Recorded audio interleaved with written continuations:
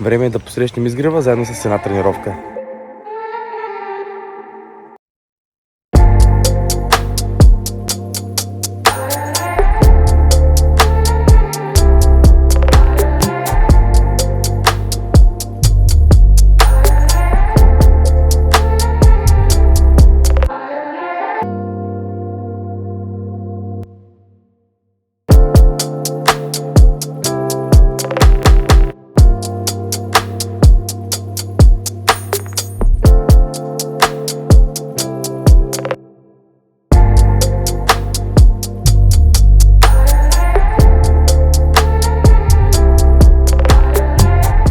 Току-що пристигна една пратка, която чакам от няколко седмици от Полша. Нека да видим какво е.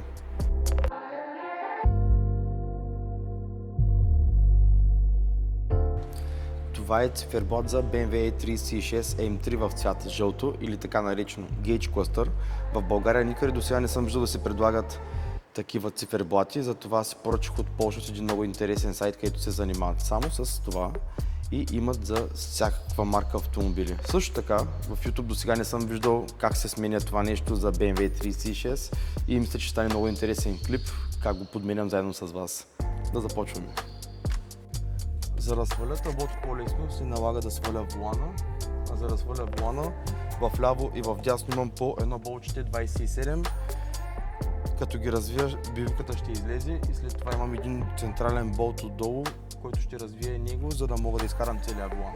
Така да започваме.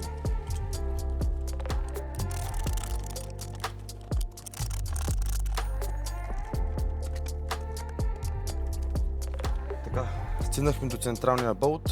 Централният болт е камък 17. Сега ще развия и него. Най-удобно, когато воланът е заключен, за да не може да не се върти, като развивате.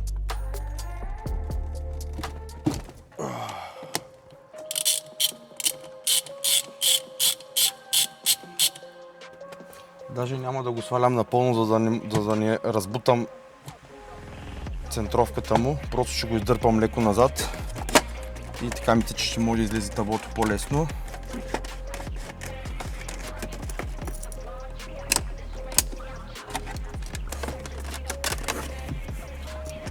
И ето, че и таблото е отвън вече. Сега ще си качим горе в къщи, за да сменим циферблата.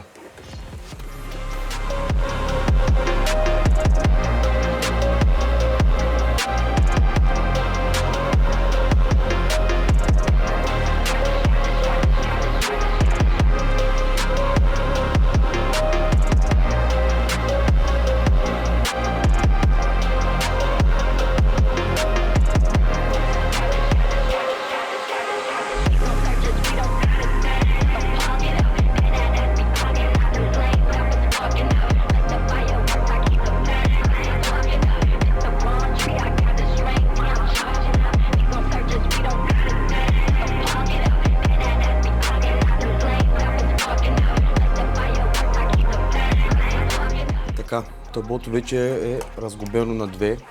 Сега следва, ето тези пинчета трябва да се завъртят наляво, за да може циферблата да излезе.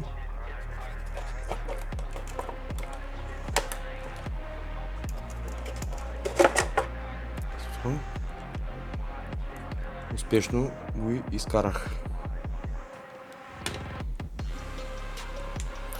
Сега много внимателно трябва да ги издърпаме нагоре тези неща.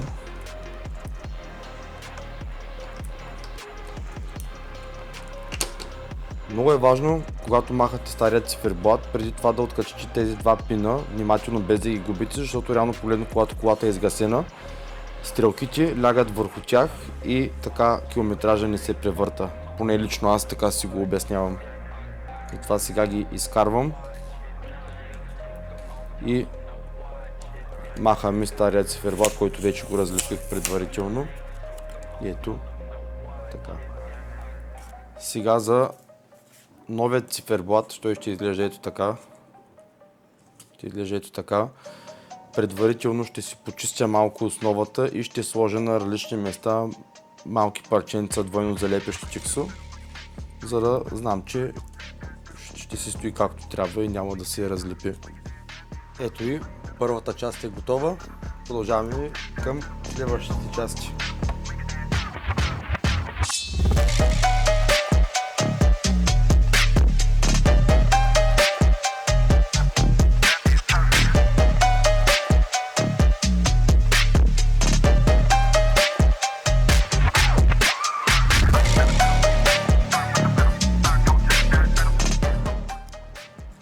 И ето го и финалният резултат. Мисля, че просто стана брутално. Време е вече да го съберем заедно.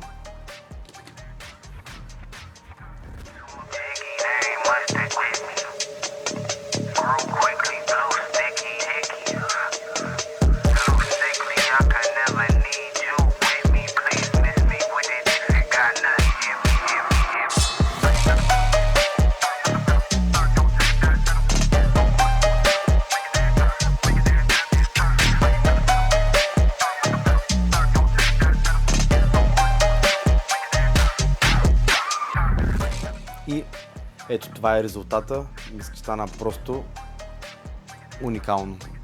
Време е да го монтираме на колата, да видим дали всяка една стрелка работи както трябва, понеже разглобяването ни беше малко. И сега ще видим дали всичко се е получило както трябва.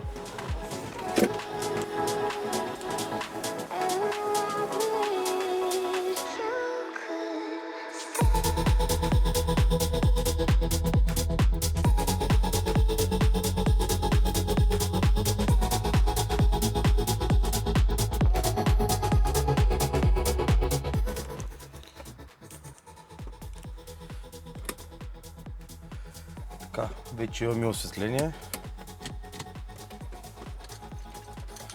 Остава да видим дали ще проработят стрелките.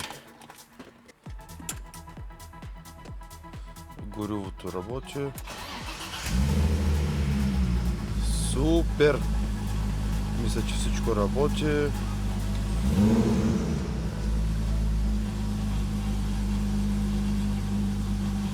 Браво! Браво!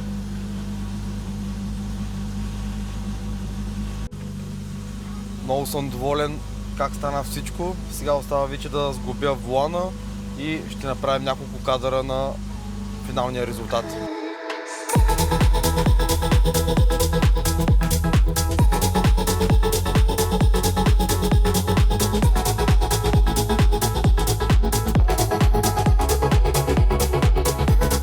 Надявам се да ви е харесал клипа и очаквайте следващия епизод.